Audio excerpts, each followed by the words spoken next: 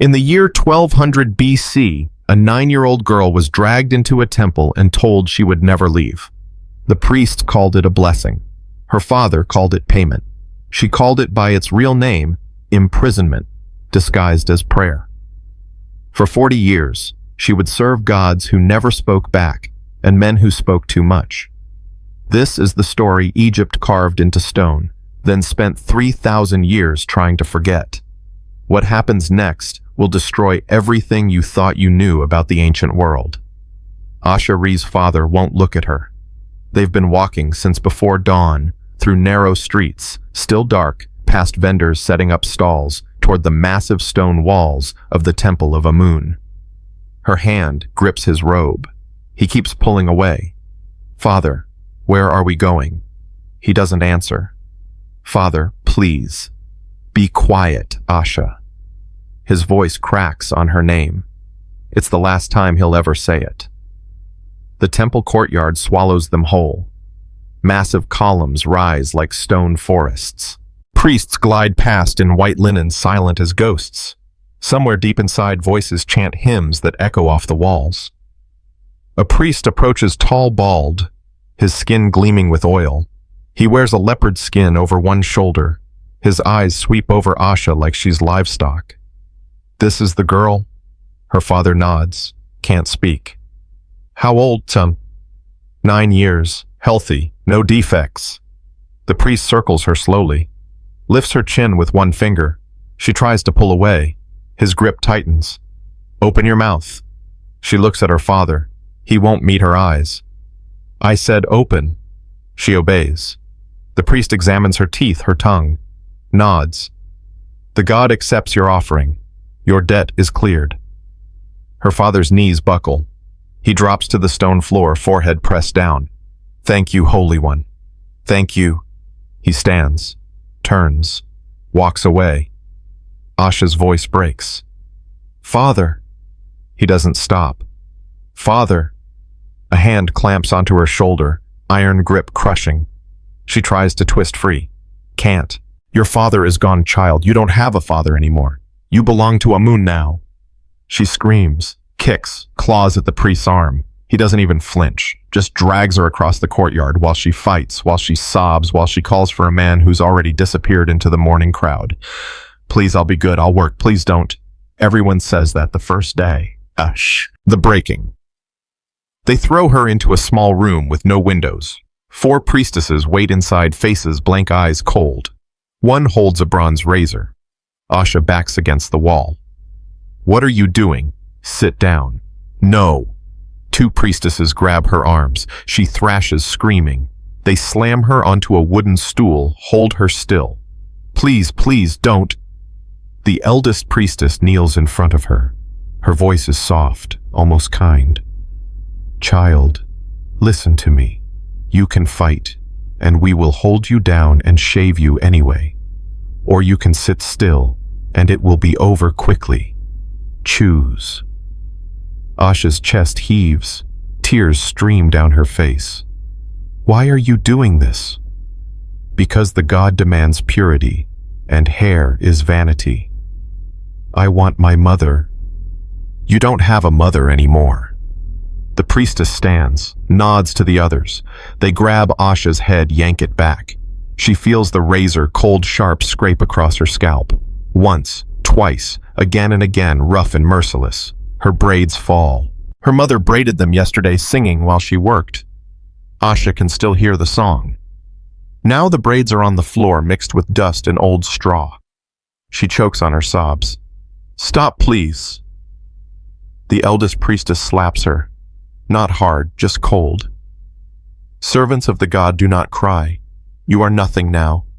No name, no past. Just a vessel for his will. Say it." Asha shakes her head. Another slap. Harder. "Say it." I'm nothing." Louder. "I'm nothing." The priestess smiles. "Good. Now you're ready to learn." They sweep up her hair and carry it away. Asha watches it disappear through the door, the last piece of who she was gone. The first night. The dormitory is long and narrow. 30 girls sit on sleeping mats, all bald, all wearing the same white shift. When Asha enters, every head turns. No one speaks. A priestess points to an empty mat in the corner. That's yours. Sleep. Before dawn, you wake. Before dawn, you work. If you speak without permission, you starve. If you cry, you're punished. If you disobey, you disappear. Understand? Asha nods. I didn't hear you. Yes. Yes, what? Yes, Holy One. The priestess leaves. The door closes. The silence is suffocating. Asha sits on her mat knees, pulled to her chest. She's shaking so hard her teeth chatter. The girl next to her, maybe 12, thin as a reed, leans over and whispers, "Stop crying. They're listening." "I want to go home." "There is no home." Asha looks at her. "What's your name?" The girl hesitates, glances toward the door. "Tanette. But we're not supposed to say our names. We're supposed to be nobody." "Why?" "Because the god owns us. That's what they say. We're his property." Asha's stomach twists. What does that mean? Tanette opens her mouth, closes it. Her eyes go dark. You'll find out. Retention hook number 1. 3 days later, Asha would understand what Tanette meant. She would stand naked in a cold chamber while a priestess touched her everywhere, calling it inspection, calling it purity, calling it the god's will. And she would learn the first rule of survival. Your body is not yours anymore. Nothing is yours, not even your pain. So, the inspection. They come for her before dawn on the 3rd day. Follow me. No explanation, no choice. The priestess leads her through twisting corridors down stone steps into a chamber deep beneath the temple. The walls are painted with gods Amun with his ram's head, Mut with her vulture crown Khonsu, the moon child. Another priestess waits inside, middle-aged, hard eyes. She holds a small clay jar. Remove your shift. Asha's heart hammers. Why? Because I said so. But the priestess yanks the linen off her. Asha stands there naked, shaking arms crossed over her chest. Put your arms down. Please. Now. Asha lowers her arms. Tears sting her eyes. The priestess dips her fingers into the jar, some kind of oil, and begins to touch her. Shoulders, chest, stomach, lower. Asha flinches, tries to step back. Stand still. You're hurting me. I'm checking you. The god demands that his servants remain pure, untouched. We must verify this. The touching continues. Invasive, clinical, brutal. Asha closes her eyes. She's not here. She's home. She's in the garden with her mother. She's anywhere but here. When it's over, the priestess wipes her hands on a cloth and nods. You're acceptable. This will happen every month. If you resist, you'll be held down. Understand? Asha can't speak, just nods. Get dressed. Go. She pulls her shift back on with trembling hands, walks back to the dormitory in a daze. Tanette is waiting, sees her face, sighs. I know. They touched me. They do it to everyone, every month, forever. Asha sits on her mat, stares at nothing. Why didn't you warn me? Tanette's voice drops to a whisper. Because if I told you the truth, you would have tried to run, and they would have caught you. And then, she trails off. It's better if you don't know everything at once. Easier to survive that way. I don't want to survive. I want to leave. There is no leaving. You think you're the first to try. Last year, a girl named Merritt climbed the wall at night. They caught her before dawn, brought her back, made us all watch while they... Tanette stops, shakes her head. Just don't try to run, Asha, please. The rhythm. Days collapse into each other. Wake before dawn. Wash in cold water, hands, face, feet.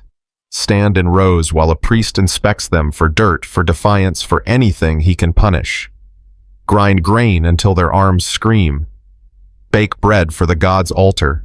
The priests eat it later, laughing in their private chambers. Weave linen. Hour after hour, fingers bleeding, backs bent. Silence enforced with slaps and starvation. Chant hymns they don't understand. Pray to gods who never answer. Sleep. Repeat. Asha learns to move like a ghost. Speak only when spoken to. Never ask questions. Never cry where they can see. But at night, in the darkness, the girls whisper. My mother sold me for 3 sacks of grain, one girl murmurs. My father owed the temple taxes. I was payment, another says. A third girl, darker skin, foreign accent, speaks softly. They raided my village in Nubia, killed my father, chained me with 10 other girls, marched us here through the desert. Half of us died on the way. Asha listens, realizes her story isn't special. They're all here for the same reason someone decided their lives were worth less than silver grain or favor with the gods. The festival. 6 months pass. Then the festival of Opet arrives, 2 weeks of celebration. The city explodes with music, dancing, feasting. The statue of Amun is carried through the streets in a golden boat.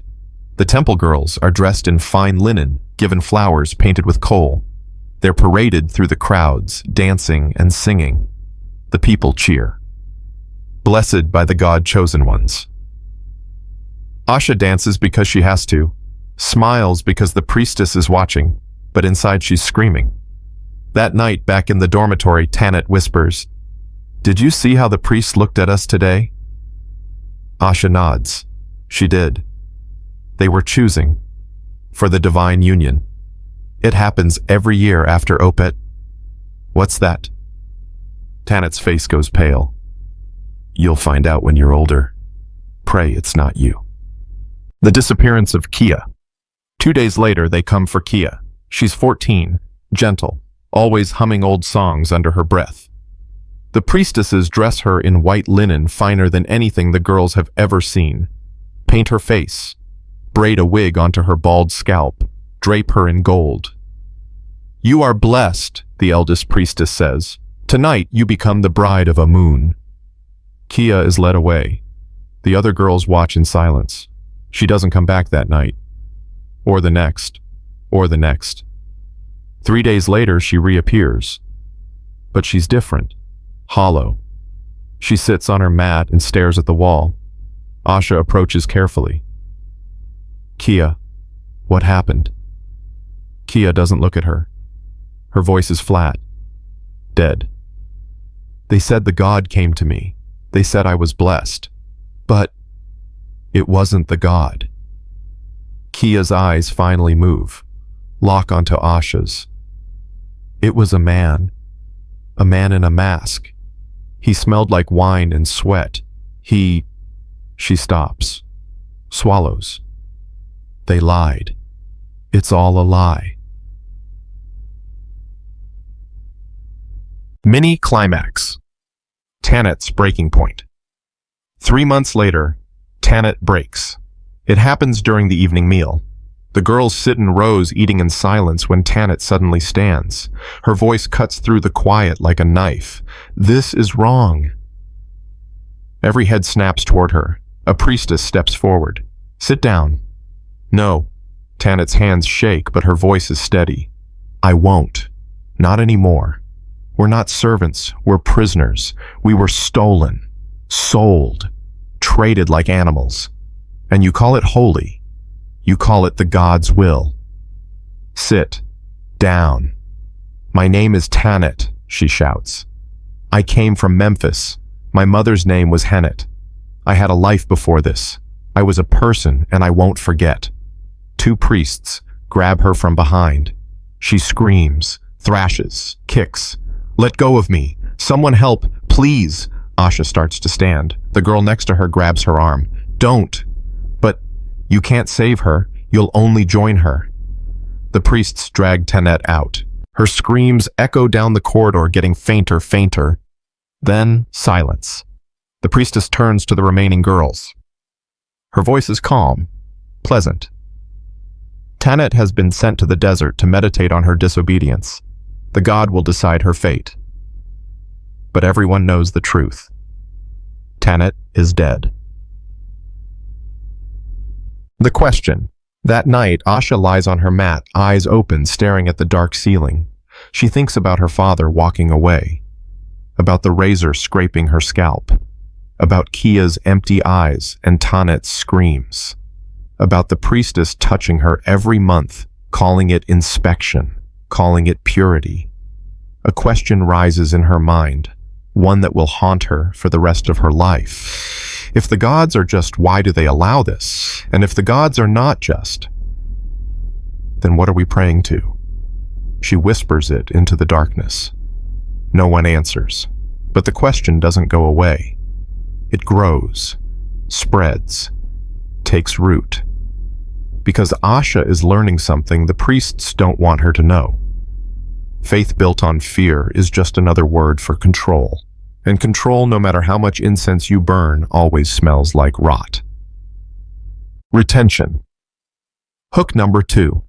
Asha is 10 years old now. In 5 years she'll turn 15. And when that happens, the priests will come for her just like they came for Kia. They'll dress her in white, paint her face, lead her to a chamber filled with lamplight and incense. And a man in a ram-headed mask will whisper, "Do not be afraid. The God has chosen you." And she will finally understand why some of the older girls stopped speaking altogether, why some tried to run, and why the ones who survived learned to leave their bodies behind because it was the only escape they had left. Philosophical close. The narrator's voice drops slow, deliberate, heavy with meaning. The temples of Egypt were not built by slaves dragging stones. They were built by children dragging prayers, by girls who were taught that suffering was sacred, that silence was obedience, that their bodies belonged to gods who never asked permission. Asha didn't know it yet, but across Egypt in temples dedicated to Mut Hathor, Isis Bastet, thousands of girls just like her were learning the same lesson, that the most dangerous chains are the ones blessed by priests. Because when cruelty calls itself holy, who will dare to call it by its real name? The screen fades. Silence holds for 3 long seconds. 5 years crawl by like wounded animals. Asha is 15 now. Her body has changed, hips wider, chest fuller, but her eyes haven't. They're the same eyes that watched her father walk away. The same eyes that saw Tanit dragged screaming into the desert. The same eyes that learned to look at nothing, feel nothing, survive by becoming nothing. She's mastered the art of disappearing while still breathing. But today the priestesses are looking for her, and when they find you, it's never good news. She's in the weaving room when they arrive, 3 of them moving in formation like hunting cats. The eldest carries a wooden box inlaid with gold.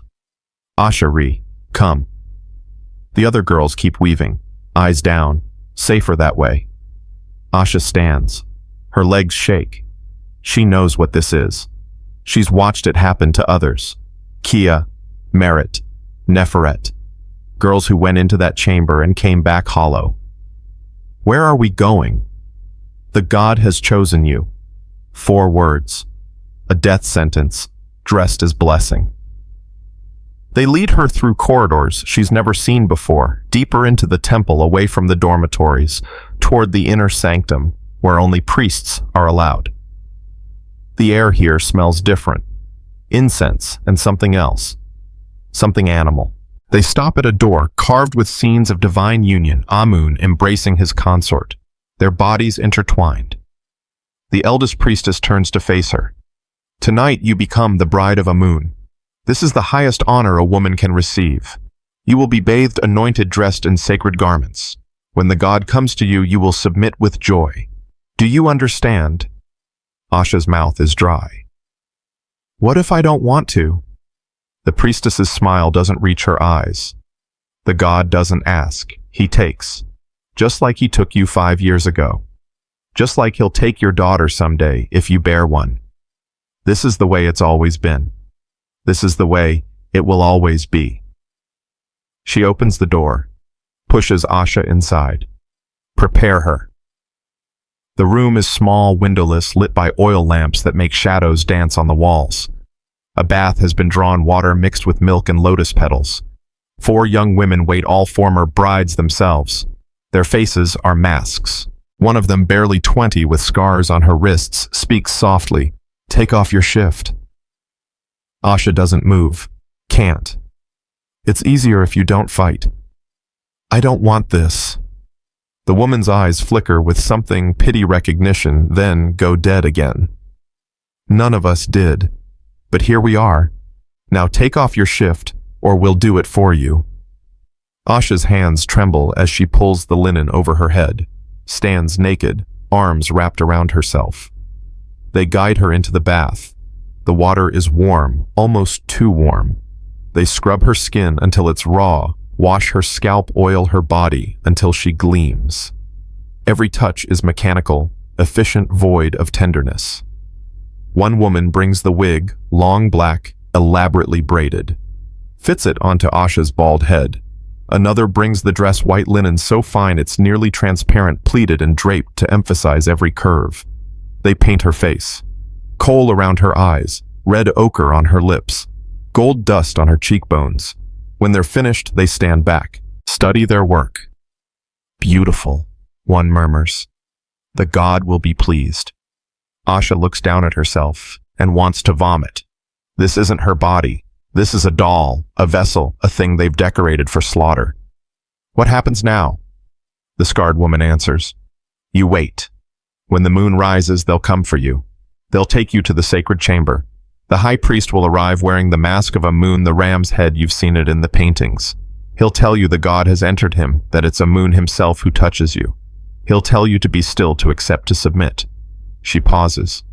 "Don't believe him. It's just a man. It's always just a man." Asha's voice breaks. "How do I survive it?" "You leave, not your body, you can't do that, but your mind. You go somewhere else. Somewhere he can't reach. You think about anything but what's happening. And when it's over, you don't talk about it. You don't cry. You just carry it, like we all do." Before Asha can respond, the door opens. The eldest priestess has returned. It's time. They walk through more corridors, descending deeper into the temple's heart. The chanting grows louder. Male voices, rhythmic, hypnotic. They're singing hymns to Amun, the hidden one, the king of gods. They arrive at a chamber draped in fine linen. A bed sits in the center, covered in silk. Incense burns in bronze braziers, thick and cloying. The walls are painted with more scenes of divine union, gods and goddesses, locked in eternal embrace.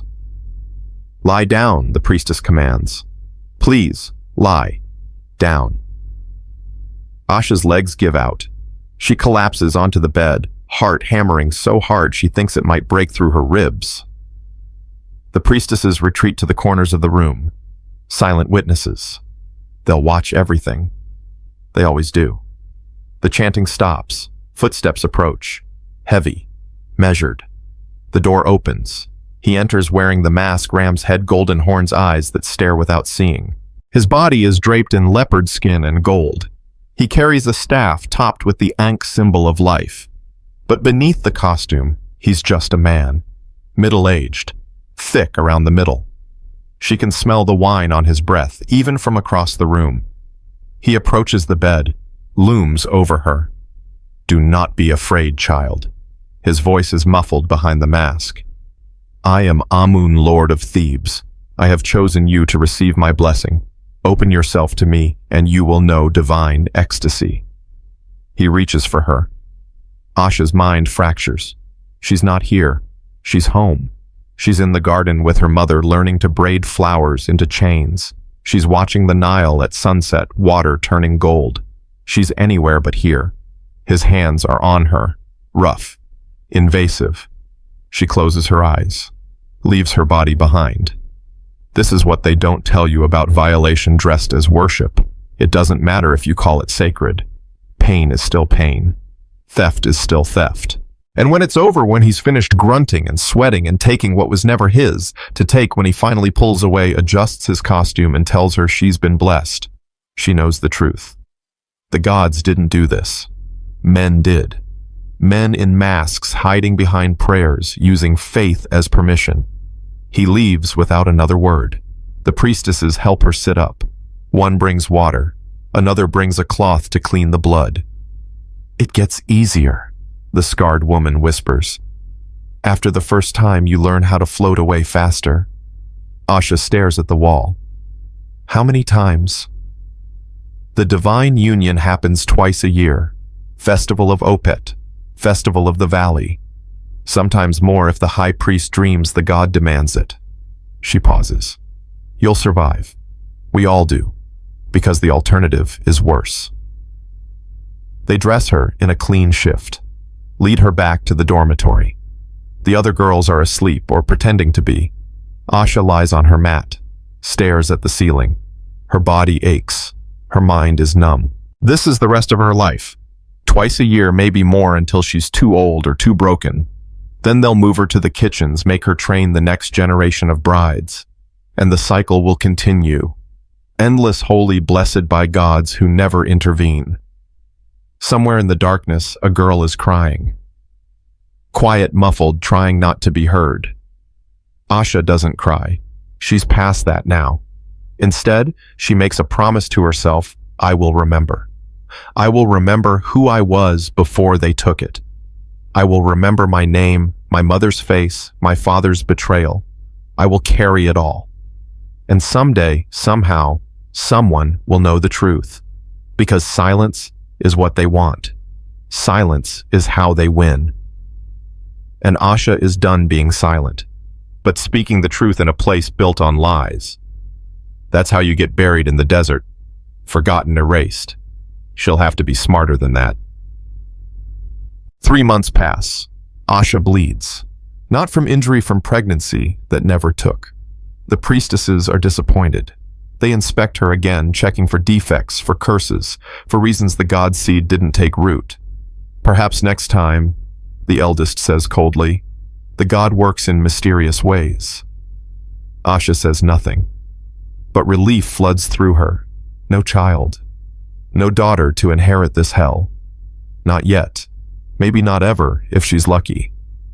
She returns to the weaving room, to the grinding stones, to the endless rhythm of captivity. But something has shifted. She's watching now, paying attention, learning the patterns. She notices how the priests rotate, which ones are cruel, which ones are merely indifferent. She notices which priestesses enforce the rules brutally and which ones sometimes look away. She notices the new girls arriving, younger every year, 8, 9, 10 years old, terrified, confused, waiting for rescue that will never come. One of them, a child named Merit, barely 9 with huge dark eyes, reminds Asha of herself 5 years ago. She's been crying every night since she arrived, muffled sobs into her sleeping mat. Asha waits until the priestesses leave, then crawls over to her. Hey, what's your name? The girl flinches. We're not supposed to have names. I know, but I'm asking anyway. Merit. I'm Asha. You're from where? Memphis. My father. He owed money. They took me as payment. Fresh tears spill down her cheeks. I want to go home. I know. Will they let me? Asha should lie, should offer comfort. But she's learned that false hope is crueler than truth. No, they won't. But listen to me, Merit. You can survive this. I did. Others have. You just have to remember who you are. Don't let them erase you completely. Keep something hidden. Your mother's name, your favorite food, something small, something they can't take. What did you keep? Asha thinks. A song. My mother used to sing it while she worked. I hum it sometimes when no one's listening. It reminds me I existed before this place. Merit wipes her nose. My mother made the best honey cakes. She'd let me lick the bowl. Then remember that. Hold on to it. When things get bad, and they will get bad, you go to that memory. You taste those honey cakes. You see your mother's face. You survive. The girl nods slowly. Something in her eyes hardens. Not much, but enough. It's a small rebellion. Microscopic. But it's all they have. Over the following months, Asha does this with other girls. Quiet conversations in the dark. Reminders that they existed before the temple. That they still exist now, even if the priests pretend otherwise. She's building something dangerous hope. And hope in a system built on despair is the most subversive force in the world. But the priestesses are watching. They always are. One night, the eldest priestess pulls Asha aside. "You've been talking to the younger girls." Asha's heart stops. "I was just helping them adjust. Yes, I've noticed." The priestess studies her with cold calculation. "You're clever, Asha-Re, more clever than most. That makes you either very useful or very dangerous." "I'm not dangerous. I'm obedient." "Are you?" The priestess steps closer. "Then why do I hear whispers? Why do the new girls seem less frightened than they should be? Why do they hold their heads higher?" "I don't know what you mean." The priestess's hand shoots out, grabs Asha's jaw, forces her to meet her eyes. "You think you're the first to try this, to plant seeds of resistance. We've been crushing rebellions for centuries, girl, and we always win. Always. Because where will you run? Who will believe you? We are the voice of the gods. You are nothing." She releases Asha with a shove. "But I'm feeling generous today. So here's your warning: stop talking. Stop helping. Stop giving them hope. Or the next time you're chosen for the divine union, it won't be gentle. It will be a lesson for everyone." She walks away, leaving Asha shaking in the corridor. That night, Asha lies awake, mind racing. She has two choices: submit completely, become what they want her to be, survive by forgetting herself, or continue resisting in small, dangerous ways, knowing it might get her killed. She thinks about Tanit screaming defiance before being dragged to the desert. She thinks about Kia hollow-eyed and broken. She thinks about Merit and the other new girls still young enough to remember who they were. And she makes her choice. She'll resist. Not openly, not stupidly, but she'll resist. She'll keep whispering truths in the dark. She'll keep reminding the girls they're human, not vessels. She'll keep a tiny flame of defiance burning, even if it's the size of a match head. Because that's what they're most afraid of. Not violence, not escape attempts, but memory. The memory that they were people once, that they could be people again. And if that gets her killed, at least she'll die as herself. Not as their puppet, not as the gods' nameless bride. Sometimes survival isn't enough. Sometimes you have to survive as yourself or die trying. The moon rises outside. Somewhere in the temple, a girl is being prepared for her first divine union. Somewhere else, a new child is being sold. And the cycle continues, holy and terrible and unbreakable, unless someone breaks it. Asha closes her eyes. Not today, maybe not tomorrow, but someday. Someday someone will speak loud enough that the world will hear. And when that day comes, the temples will tremble. That someday comes sooner than Asha expects. 2 years after her first divine union, on a sweltering afternoon, when the heat makes even the stone walls sweat, a new girl arrives. But this one is different. She doesn't cry, doesn't plead, just stands in the courtyard with her chin up, eyes blazing with something the priestesses haven't seen in years: defiance. Her name is Nefertari, 13 years old, daughter of a Nubian chieftain who refused to pay tribute to Thebes.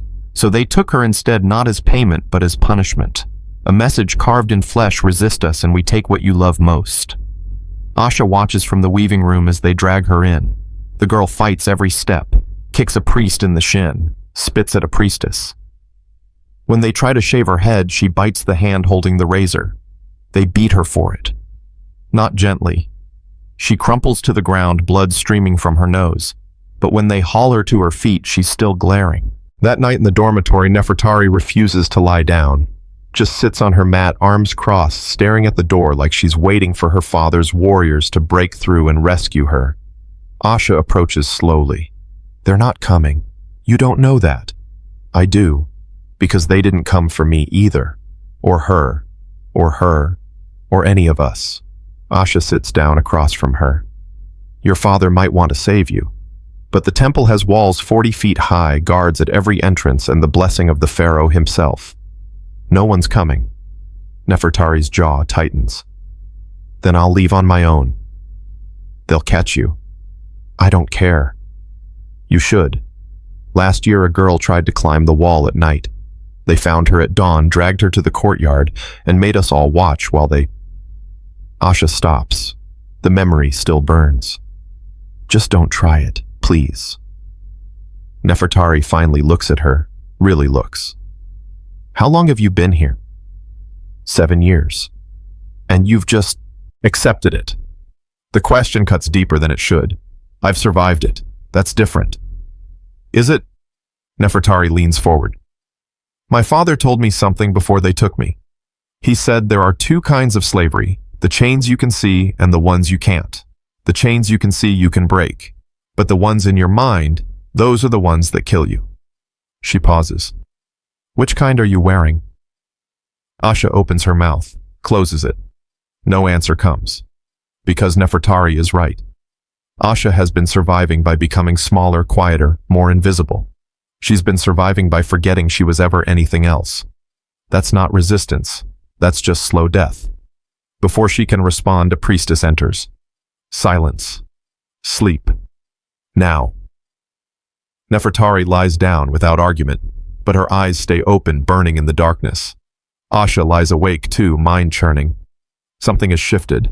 Something dangerous and electric and alive. For the first time in 7 years, she remembers what it felt like to be angry. The next morning, Nefertari refuses to grind grain. The overseer, a hard-faced priestess with scarred knuckles, stands over her. Pick up the stone. No. Pick it up or you don't eat today. Then I don't eat. The priestess's hand flashes out, slaps Nefertari hard enough to snap her head sideways. The other girls flinch. Keep grinding. Safer that way.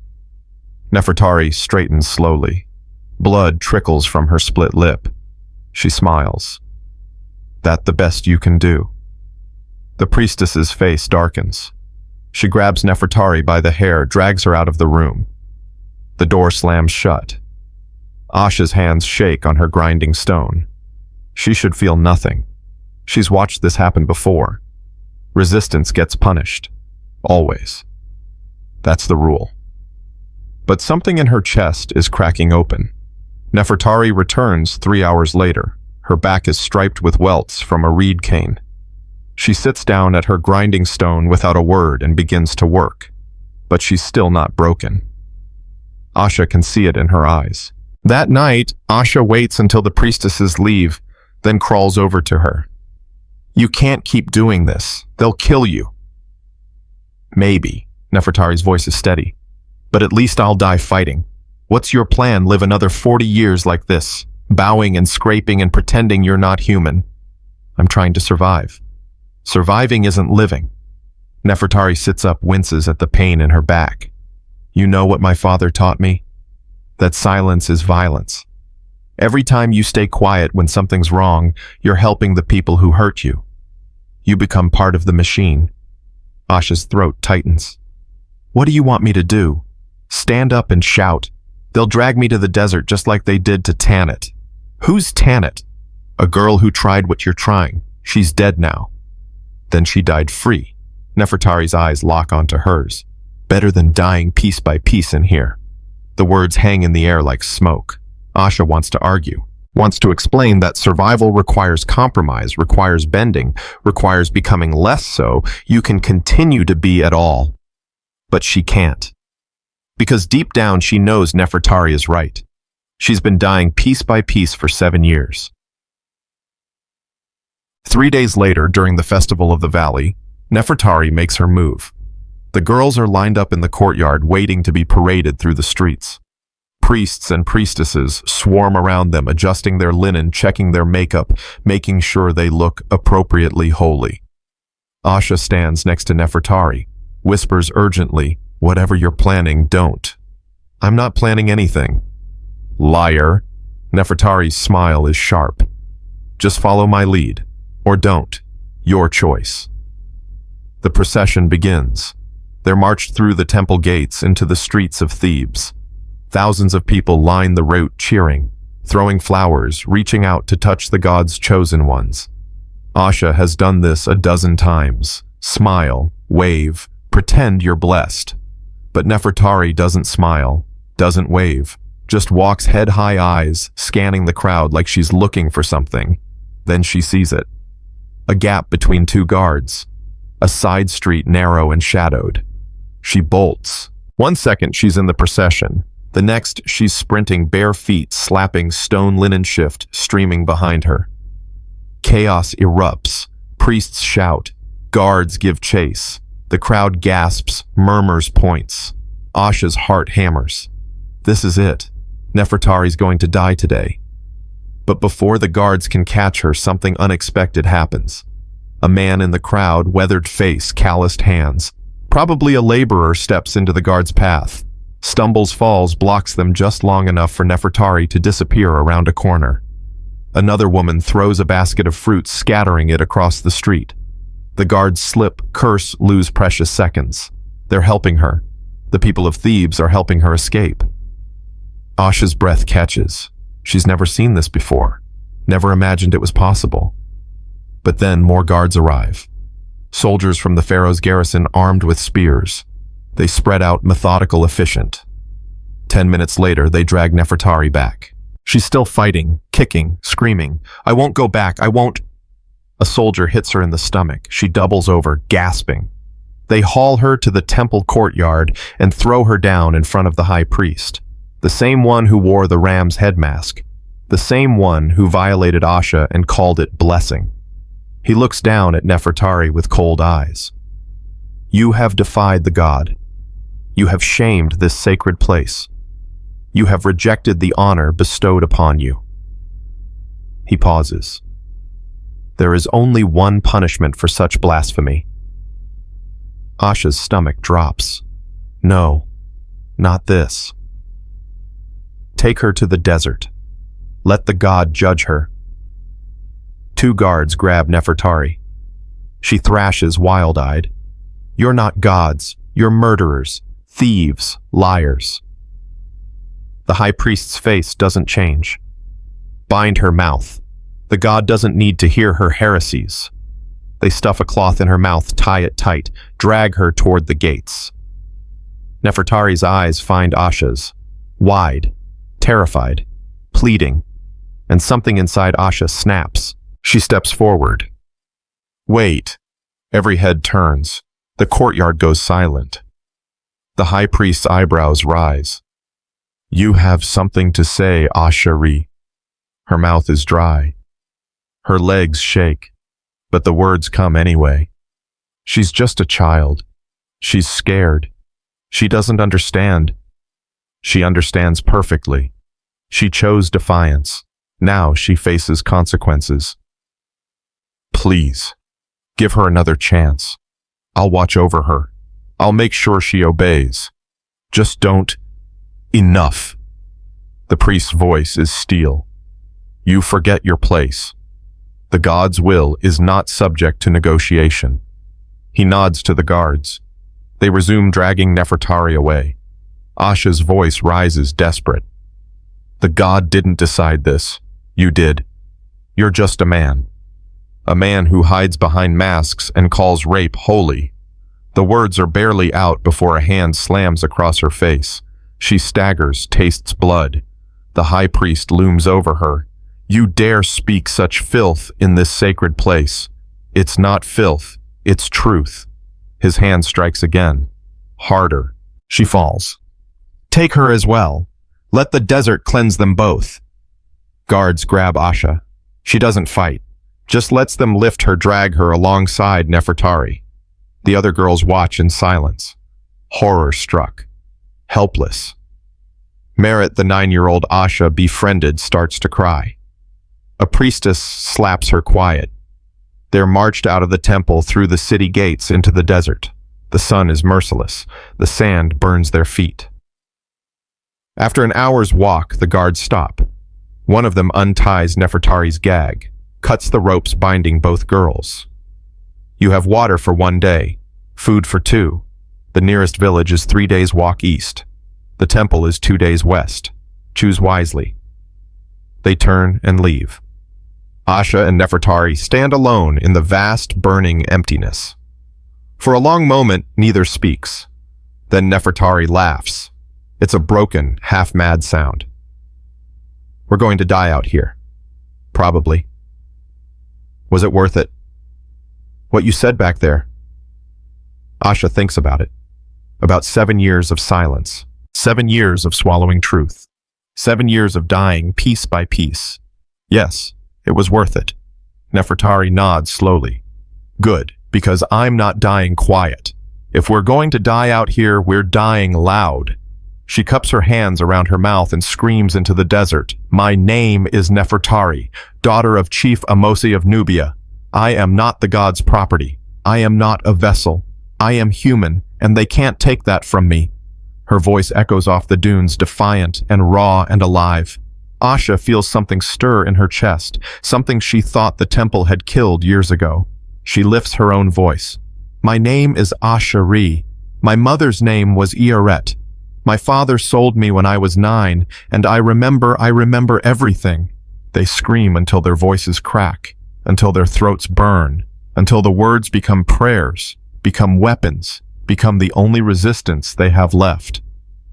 When they finally stop panting and exhausted, Nefertari turns to Asha. What now?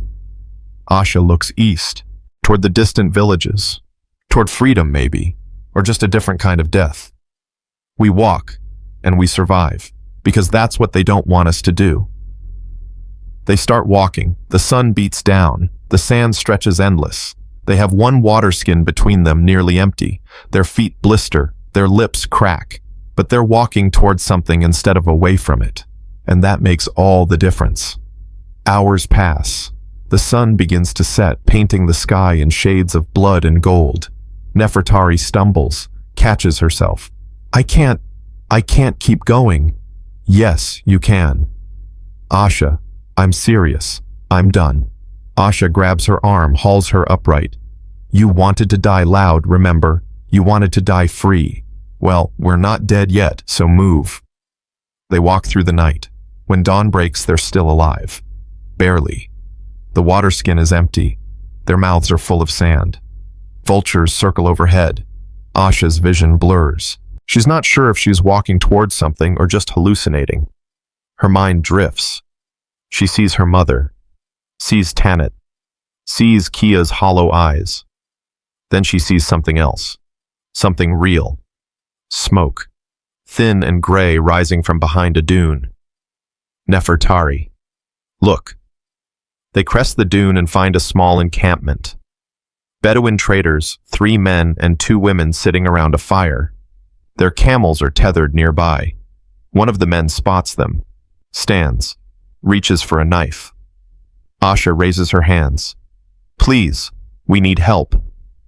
The man studies them. 2 bald girls in filthy temple shifts, sunburned and bleeding and half dead. You're from the temple.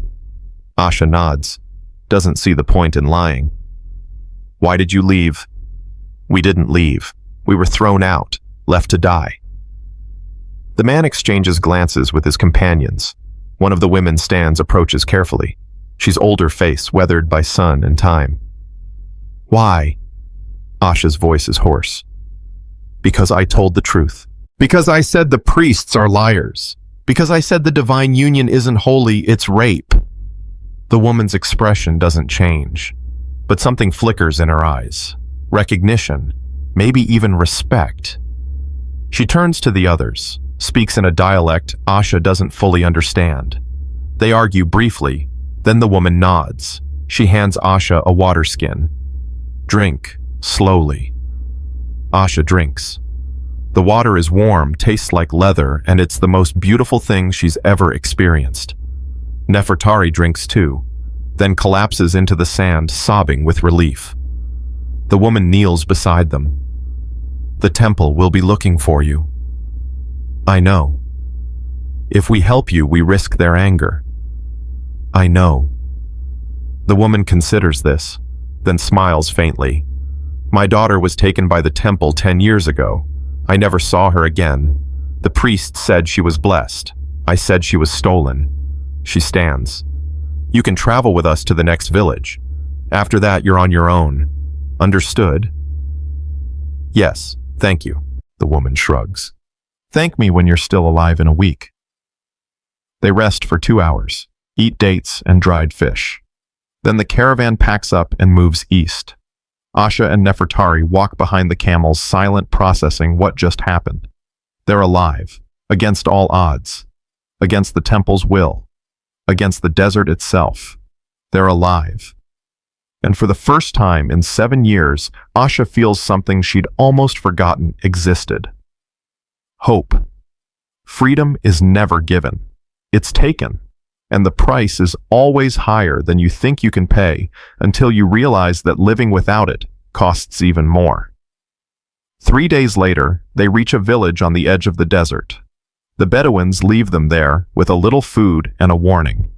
The temple's reach is long. Stay hidden. Stay smart. Stay alive.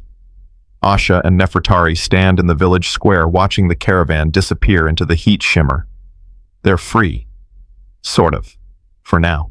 But freedom, Asha is learning, is just the beginning of a much harder journey, because the temple will send people to find them, to drag them back, to make an example of them. And when they do, Asha will have to make a choice: run and hide forever, or stand and fight. She's spent 7 years running from herself. She's done running. The village is called Waset Ket, small, poor. The kind of place the pharaoh's tax collectors visit once a year and forget about the rest of the time. Asha and Nefertari arrive at midday when the heat makes the air shimmer like water. The villagers stop working to stare at them, 2 bald girls in filthy temple shifts, sunburned and staggering. An old woman approaches, eyes narrow with suspicion. "You're from the temple?" Asha nods, too exhausted to lie. "Why are you here?" "We escaped." The woman's expression doesn't soften. The temple doesn't let people escape. They send soldiers, priests. You've brought danger to our village. We have nowhere else to go. That's not our problem. The woman turns away. "Leave before sunset or we'll bind you and send you back ourselves. At least then the temple might show us mercy." Nefertari's legs give out. She collapses into the dust. "Please, just water.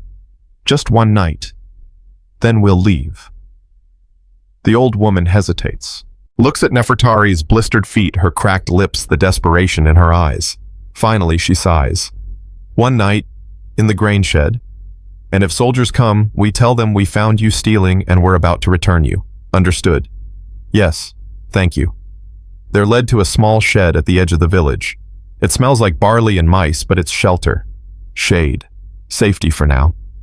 A young girl, maybe 10 years old, brings them water and flatbread. She lingers in the doorway, staring. "Are you really from the temple?" Asha nods. "My cousin was taken there 3 years ago, Sinet. Do you know her?" Asha searches her memory. Hundreds of girls have passed through in 7 years. But the name sticks. Tall scar on her left hand. The girl's eyes widen. "Yes, is she alive? Is she well?" Asha wants to lie, wants to offer comfort, but the truth comes out instead. She's alive, but she's not well. None of us are. The girl's face falls. Before she can ask more questions, the old woman calls her away. Asha and Nefertari sit in the darkness, eating slowly, rationing their strength. "What now?" Nefertari asks quietly. "I don't know. We can't stay here." "I know. And we can't go back." "I know that too." Nefertari leans against the wall, closes her eyes. "My father used to say that freedom without purpose is just wandering. That if you're going to risk everything to be free, you'd better have a reason worth the risk." "What's your reason?" "I don't know yet." She opens her eyes. "What's yours?" Asha thinks about Merit, the 9-year-old who asked about honey cakes, about the dozens of other girls still trapped in the temple, about Tanit's screams and Kia's hollow eyes and 7 years of silence. Witness. What? That's my reason. Someone has to witness what happened. Someone has to remember their names. Someone has to tell the truth even if no one wants to hear it. Asha's voice grows stronger. "The priests want us erased. Forgotten. Like we never existed. But if I can tell even one person what they do behind those walls, then we win. Even if it's just a little. Nefertari considers this. Nods slowly. Then we need to survive long enough to tell it. They sleep fitfully, waking at every sound. When dawn comes, they prepare to leave as promised. But before they can go, the old woman returns. Her face is grim. Soldiers, from Thebes, 3 of them asking about escaped temple girls. Asha's stomach drops. When they arrived an hour ago, questioning everyone, offering silver for information. The old woman pauses. Most people won't talk. We don't love the temple here. But silver is silver. And hunger makes people do terrible things. We'll leave right now. Too late. They're searching every building. The woman looks at them with something like pity. I'm sorry. I have grandchildren. I can't risk the temple's anger. She leaves. Locks the door from outside. Asha and Nefertari stare at each other. She's turning us in, Nefertari whispers. Can you blame her? No, but I'm not going back. I'll die first. Asha looks around the shed. One small window too high to reach. The door locked. Nowhere to run. Outside, voices approach. Heavy footsteps. The jingle of weapons. In here, a man asks. Yes, Commander. 2 girls, bald, temple shifts. Arrived yesterday. The lock rattles. Nefertari grabs a sickle hanging on the wall. Her hands shake, but her eyes are clear. I'm not joking, Asha. I'll fight. I'll make them kill me before I let them drag me back. Asha doesn't have a weapon, doesn't want one. But she stands beside Nefertari anyway. If they're going to die, they'll die together. The door swings open. Sunlight floods in blinding. 3 soldiers enter. Armor, spears, faces hard as stone. The commander looks them over with disgust. Asha-Re and Nefertari, you're ordered to return to the Temple of Amun. Resist, and we use force. Nefertari raises the sickle. Come try. The commander doesn't even blink, just nods to his men. Disarm her. Don't kill her, the high priest wants them alive. 2 soldiers advance. Nefertari swings wildly. The blade catches one soldier's arm, drawing blood. He roars, slams his spear shaft into her stomach. She doubles over, gasping. They rip the sickle from her hands, throw her to the ground. Asha lunges forward. Don't hurt her. A fist crashes into her face. She tastes blood, falls. The commander stands over them. You're property of the temple. The god demands your return. You will submit or you will be dragged. Choose. Asha spits blood. We're not property. We're human beings. The law says otherwise. He signals his men. Bind them. They're hauled to their feet, hands tied behind their backs. Rope burns their wrists. The soldiers shove them out of the shed into the village square. Villagers watch in silence, guilty, helpless, afraid, helpless. The old woman won't meet Asha's eyes, but the young girl, the one who asked about her cousin, steps forward. Her voice is small but clear. What do they do to you in the temple? The commander glares at her. Silence, child. I want to know. My cousin is there. What do they do? Asha looks at her, sees herself 7 years ago, sees every girl who deserves to know the truth before it's too late. They rape us, Asha says loudly, clearly. They call it the divine union, but it's rape. They shave our heads, they inspect our bodies. They beat us when we disobey. They work us until we bleed. And when we try to escape, they send soldiers to drag us back so they can do it all over again. The commander backhands her. She staggers but doesn't fall. Shut your mouth. Why afraid people will hear the truth? Asha spits more blood, turns to the watching villagers. You know what happens in there. You've all lost daughters, sisters, cousins. And you stay silent because you're afraid. I was afraid too, for 7 years. But I'm done being afraid. Another blow, harder. She falls this time. Nefertari shouts, she's telling the truth. The priests are monsters. They hide behind masks and prayers, but they're just men, cruel, selfish men who... A soldier kicks her quiet. The commander's face is stone. Enough. Move out. They're dragged toward the edge of the village where horses wait. But before they can be mounted, something unexpected happens. The young girl picks up a rock and throws it at the commander. It bounces off his armor. Let them go! Her mother gasps, tries to grab her. But the girl dodges, picks up another rock. They're not lying. My cousin wrote me a letter before she stopped writing. She said terrible things were happening. She said she wanted to die. And I didn't understand. I thought she was just homesick. But she was telling the truth, wasn't she? Tears stream down her face. Wasn't she? The commander advances on her. You little... An older man steps between them, a farmer judging by his calloused hands. Don't touch her. Move aside, old man. No. The farmer's voice shakes, but he doesn't move. I gave my daughter to the temple 8 years ago. They said it was an honor, but she hanged herself in her cell 3 months later. I thought she was weak. I thought she was ungrateful. He looks at Asha. But she wasn't, was she? She was trapped, and no one helped her. More villagers step forward, slowly, hesitantly. A woman. My niece was taken. Another man. My sister. A young mother. My friend. They form a loose circle around Asha and Nefertari, not aggressive, not violent, just standing there, witnessing. The commander's hand moves to his sword. Disperse, now, or I arrest you all for interfering with temple business. The farmer doesn't move. Then arrest us, because I'm done being silent.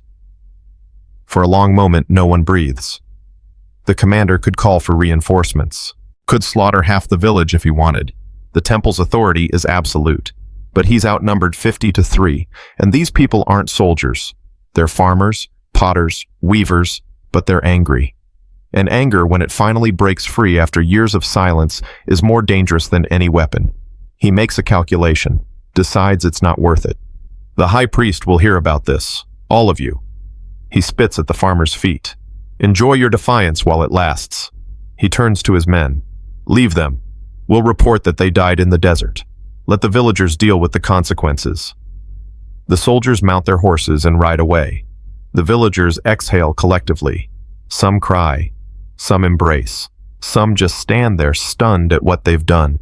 The old woman who locked them in approaches Asha. I'm sorry, I was afraid. I know. What you said about your cousin. The young girl's voice breaks. Is she really suffering? Asha kneels so they're eye level. Yes, but it's not her fault. And it's not your fault. It's the temple's fault. The priests.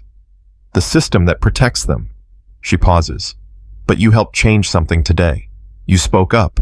That matters. The girl nods, wiping her nose. The farmer helps Asha and Nefertari to their feet.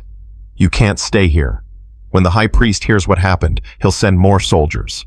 A full garrison, maybe. Where should we go? North, to Memphis. The temples there are different, smaller, less powerful. You might find sanctuary in a worker's village, or passage on a boat downriver. He presses a small pouch into Asha's hand. It's not much, a few copper pieces, but it'll buy you food for a week. Why are you helping us? The farmer's eyes fill with tears. Because no one helped my daughter, and I'll carry that shame to my grave. But maybe if I help you, it means something. Maybe it's not too late to do the right thing. They leave that afternoon. The villagers give them worn cloaks to hide their bald heads, sandals for their feet, bread and dried fish for the road.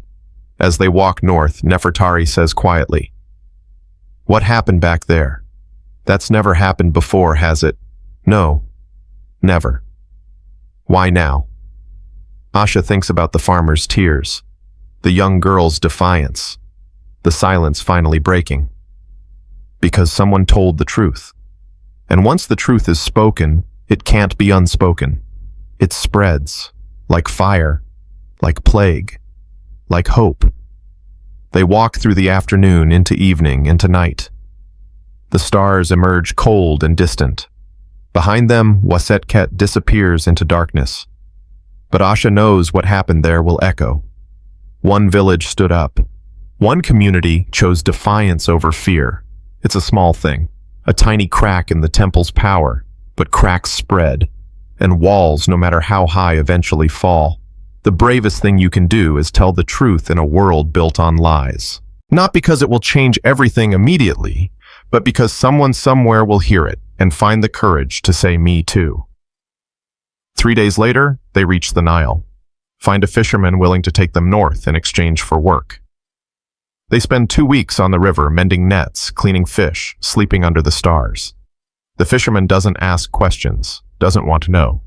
But one night, as they pass a temple rising from the bank, torches burning, priests chanting, he says quietly, "My wife was a temple girl. She escaped when she was 19, lived in hiding for 3 years before I met her.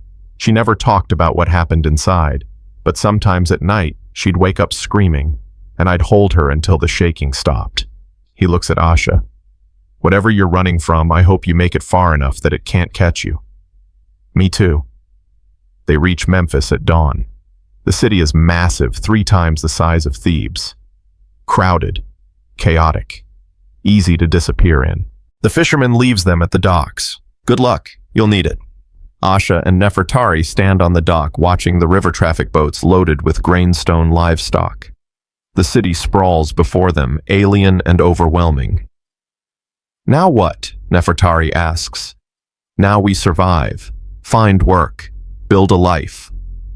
Asha pauses, "And we tell our story. To anyone who'll listen, to everyone who won't. We make sure the world knows what happens in those temples." "You think anyone will care?" "Some will, maybe not many, but enough." Asha's jaw sets. "Because if we don't tell it, who will?" Those girls are still there, still suffering, still waiting for someone to say their pain matters. They walk into Memphis as the sun rises, 2 escaped temple girls with nothing but the clothes on their backs, a few copper coins and a story that could shatter empires, if anyone will listen. And that's the hardest part, making people listen when silence is so much easier. But Asha has learned something in her years of captivity and her days of freedom. Silence is complicity, and she's done being complicit in her own erasure. The city swallows them whole, and somewhere in its depths, their revolution begins. Not with armies, not with violence, just with 2 voices speaking truth in the darkness and hoping someone hears. Memphis becomes their sanctuary and their battlefield. They find work in a textile workshop near the docks, backbreaking labor, 12 hours a day, spinning flax into thread. The overseer doesn't ask questions, doesn't care about their shaved heads or the rope burns on their wrists, just wants hands that can work. At night, they sleep in a boarding house for workers, 6 women to a room. The walls are thin, the roof leaks, but it's theirs, paid for with their own labor, and that makes all the difference. For the first month, they keep their heads down, survive, heal, learn to breathe without fear crushing their lungs. But Asha can't stay silent for long. It starts small. A conversation with a woman at the well who mentions her daughter was taken to a temple in Thebes. "What's her name?" Asha asks. "Bennu. She's been gone 2 years. The priests say she's blessed, learning sacred duties." The woman's smile doesn't reach her eyes. "I miss her every day." Asha's throat tightens. "Can I tell you something about what really happens in those temples?" The woman's smile fades. "I don't understand. I was there for 7 years. And it's not what they tell you. It's not blessing. It's not education. It's..." Asha searches for words that won't shatter this woman completely. "It's captivity. They don't let us leave. They don't let us speak. And the sacred duties they talk about, they're not sacred at all." The woman's face drains of color. "You're lying. I wish I was." The woman drops her water jug. It shatters on the stone. She backs away, shaking her head. "No. No, you're lying. The priests wouldn't. The gods wouldn't allow." She turns and runs. Nefertari appears at Asha's side. "That went well." She needed to know. She didn't want to know. There's a difference. Nefertari picks up the broken pottery pieces. Some people would rather believe a comfortable lie than a painful truth. Then we find the people who want the truth. Over the following weeks, Asha starts telling her story, carefully, selectively, to women who've lost daughters, to mothers who've buried children who return from the temples broken and silent, to anyone who shows even a flicker of doubt about the temple's holiness. Some people listen, most don't. A few threaten to report her to the priests, but slowly, quietly, a network forms. Women who whisper to other women, families who keep their daughters hidden when the temple recruiters come through, workers who refuse to donate to temple construction projects. It's not a revolution, it's barely a resistance, but it's something. One evening, 3 months after arriving in Memphis, Asha returns to the boarding house to find a woman waiting. She's older, maybe 40, with gray streaking her hair and eyes that have seen too much. "You're Asha-Re, the one who escaped Thebes." Asha's stomach clenches. "Who are you?" "My name is Tayet. I was a temple girl too, 20 years ago. Different temple Hathor, not Amun, but same system." She sits down heavily. "I heard you've been talking, telling people what happens inside." "Yes." "Why?" "Because someone has to." Tayet nods slowly. "I tried that once when I first got out. Told everyone who'd listen. You know what happened? They called me a liar, said I was bitter jealous of the blessed ones. The priests spread rumors that I was mad, possessed by demons. Eventually, I stopped talking, got married, had children, buried the memories as deep as I could." She looks up. "But they don't stay buried. They never do." "Then help me," Asha says. "If we speak together, if there are more of us, maybe they'll listen. Or maybe they'll kill us." "Maybe. But I'd rather die speaking truth than live swallowing lies." Tayet considers this. Then to Asha's surprise, she smiles. "My daughter just turned 8. Next year the priest will come looking. They always do when girls are old enough. And I'll be damned if I let them take her the way they took me." She extends her hand. "So yes, I'll help. But we do this smart. We don't shout in the streets. We build slowly. We find the others, the survivors, the mothers, the people who know the truth but were too afraid to speak it. We create something they can't silence with a single arrest or execution." Asha takes her hand. "What do we create?" "Witness, memory, testimony." Tayet's grip is strong. "We write it down, every name we remember, every crime we survived, every girl who didn't make it out. We create a record that can't be destroyed. And we hide copies everywhere, in workers' villages, in merchant houses, in places the priests will never think to look. So even if they kill us, the truth survives." It's a dangerous idea, a brilliant idea, an impossible idea, which makes it perfect. Over the next 6 months, they work. Asha, Nefertari, Tayet, and a growing circle of survivors and allies. They meet in secret workshops, market stalls, private homes. They share stories, collect names, document every detail they can remember. A scribe named Hori, whose sister died in a temple under suspicious circumstances, helps them write it all down on papyrus.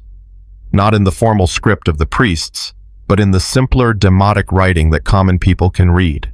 They call it the Book of Witnesses. Each page contains a name, an age, a temple, and a testimony. Some are just a few lines. Others fill entire sheets. Asha's entry reads, "I am Asha-Re, daughter of Ieret and Ptah-Heru. I was sold to the Temple of Amun at age 9. I served 7 years. I was violated in the name of divine union. I was beaten in the name of purity. I was silenced in the name of holiness. I escaped. I survived. I remember." Nefertari's entry is shorter but sharper. "I am Nefertari, daughter of Chief Amos of Nubia. I was taken as tribute. I refused to submit. I was sentenced to death. I lived anyway.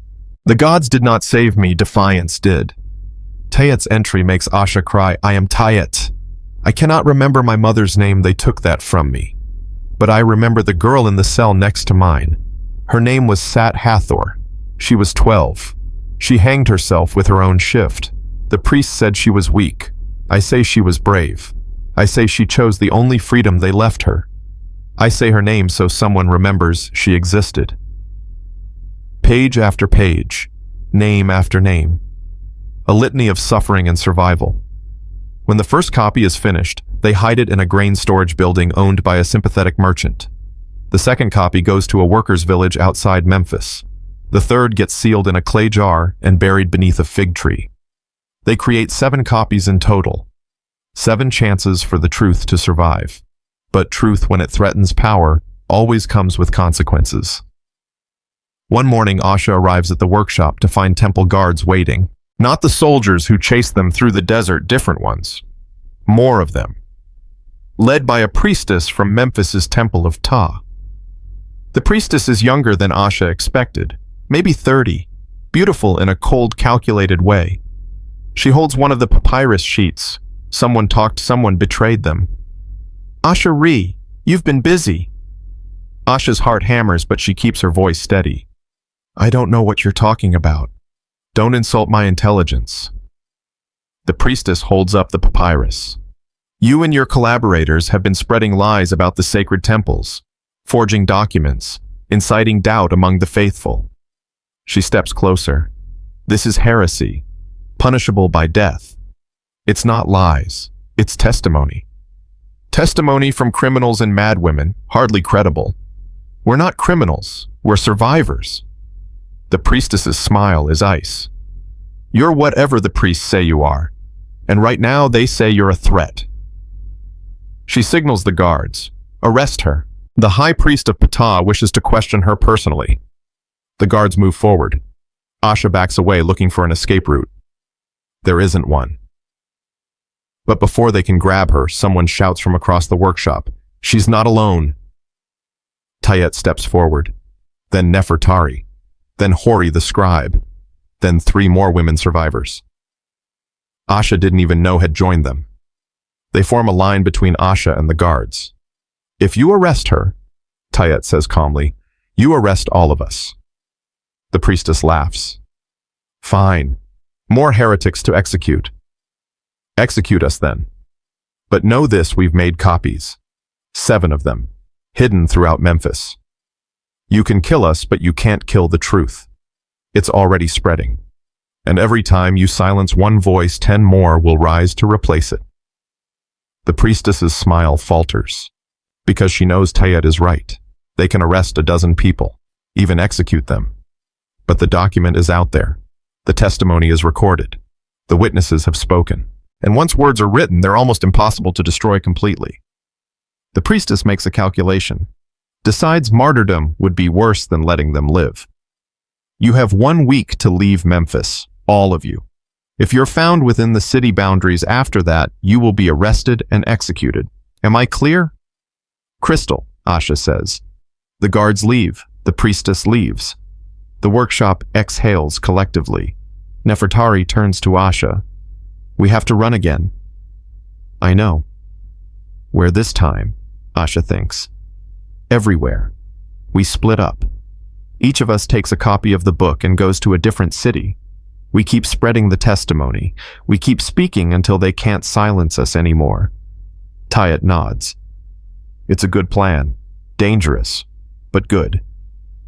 They spend the next week preparing, saying goodbyes, distributing copies, making plans to meet again in a year if they're all still alive. On the last day, Asha stands at the docks with Nefertari. They're taking different boats, Nefertari north to the Delta, Asha south toward Nubia. Think we'll see each other again, Nefertari asks. I don't know. I hope so. Nefertari pulls Asha into a fierce embrace. Thank you for everything, for surviving with me, for fighting with me, for making me believe freedom was possible. We did it together. No, you started it. That day in the temple courtyard when you spoke up for me. That's when everything changed. Nefertari pulls back, eyes bright with tears. Promise me something. Whatever happens, even if they catch you, even if they kill you, don't stop telling the story. Make them hear it. Make the world hear it. I promise. They board their separate boats. Wave as the distance grows. Watch each other disappear into the river traffic. Asha doesn't know if she'll ever see Nefertari again. But she knows they're both carrying the same weapon now, memory. Testimony. Truth. And that's more powerful than any army the temples can muster. 3 years pass. Asha travels south, east, west. She tells her story in workers' villages, at market squares, and private homes. Some people listen, some don't. Some try to turn her in for the reward the temples have placed on her head. But wherever she goes, she leaves a copy of the Book of Witnesses, hidden, protected, waiting for someone brave enough to read it. She hears rumors. Nefertari is in the Delta, still speaking, still fighting. Tayet is in Thebes, impossibly bravely sharing testimony right under the priests' noses. Hori is in Memphis, creating more copies, training new scribes. The network grows, slowly, dangerously, but it grows. And then, in the 4th year of her freedom, Asha receives a message. A young woman approaches her in a village market. "Are you Asha-Re?" Asha's instincts scream danger. But something about the woman's eyes, desperate, hopeful, makes her nod. "I'm Kara. I escaped the Temple of Amun 6 months ago. Someone gave me a copy of your book. I read my mother's name in it." Tears stream down her face. "Sat Hathor, she was my mother. She died when I was 3. I never knew how. I never knew why. But you remembered her. You wrote her name. You said she mattered." Asha's breath catches. Sat Hathor, Tayet's cellmate, the 12-year-old who chose death over captivity. "Your mother was brave," Asha says quietly, "braver than anyone should have to be." "Will you teach me," Kara asks, "how to survive outside the temple, how to tell my story, how to help others escape?" Asha looks at this young woman, barely 20, scarred and scared and determined, and sees herself 8 years ago, sees Nefertari, sees Tanit, sees every girl who ever fought back. "Yes, I'll teach you." The cycle continues, but this time it's different. This time the survivors are teaching each other, supporting each other, building something that can't be torn down by arrests or executions or threats. They're building memory. And memory once planted grows roots that can crack stone. 20 years later, Asha is 45 years old. Gray streaks her hair. Her body aches from decades of hard labor and harder travels. But she's still alive, still speaking, still witnessing. The temples are still powerful. The system hasn't changed. Girls are still being sold, still being violated, still being told their suffering is holy. But cracks are forming. More people are questioning. More families are refusing. More survivors are speaking. And in workers' villages across Egypt, hidden in grain stores and buried under trees and passed hand-to-hand copies of the Book of Witnesses survive. Dozens of them now, maybe hundreds. Each one contains names the temples tried to erase, stories they tried to bury, truths they tried to silence. One day, Asha visits the village where she and Nefertari were almost captured. The old farmer who helped them is dead now, but his son runs the village. And when Asha arrives, he greets her like a hero. "My father told me about you, about what you said that day, about how you made him remember his daughter with honor instead of shame." He leads her to a small structure at the village center. "We built something, for her, for all of them." It's a memorial. Simple. Just a stone pillar with names carved into it. Not the formal hieroglyphs of the wealthy, just the demotic script of common people. Names of girls taken by the temples. Names of those who died. Names of those who survived. At the top, in larger letters.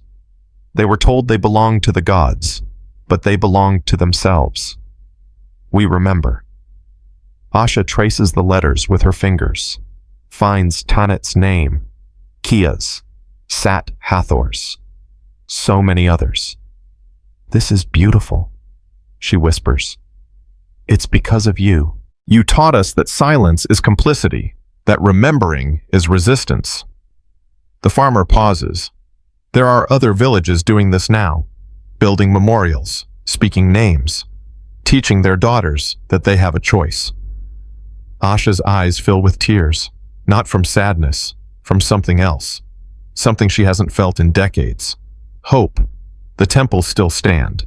The priests still have power. The suffering hasn't ended. But it's been witnessed. It's been recorded. It's been remembered. And that changes everything. Because systems built on silence can't survive when people start speaking. Empires built on forgotten victims crumble when someone remembers their names. Asha doesn't know if she'll live to see the temples fall. Probably not. These things take generations. But she's planted seeds, and seeds given time become forests. She walks to the edge of the village as the sun sets, looks south toward Thebes where her nightmare began 28 years ago. Somewhere in that city, in the shadow of the Temple of Amun, a 9-year-old girl is being sold to the priests. Somewhere a child is having her head shaved. Somewhere a teenager is being told that violation is blessing. Asha can't save them all, can't stop the system alone. But she's given them something, the knowledge that they're not alone, that others have survived, that their pain isn't sacred, it's just pain, and that someday someone will remember their names. The greatest act of resistance is not violence, it's memory. Because those in power can kill you, silence you, erase you from their records, but they can't erase you from the hearts of those who loved you. And as long as someone remembers, you're not truly gone. Asha returns to her small house in the Delta. She's 47 now. Her body is failing. The years of abuse and hard labor are catching up. But before she dies, she writes one final entry in her copy of the Book of Witnesses. To whoever reads this, we were human. We suffered. We survived. Some of us died, but all of us mattered. Remember us. Speak our names. Tell our stories. And when someone tries to silence you, remember that they fear your voice for a reason. The truth is the most dangerous weapon in the world. Use it wisely. Use it well. Use it until the temples tremble and fall. She seals the document in a clay jar, buries it in the garden behind her house. 3 months later, she dies peacefully in her sleep. But the Book of Witnesses survives.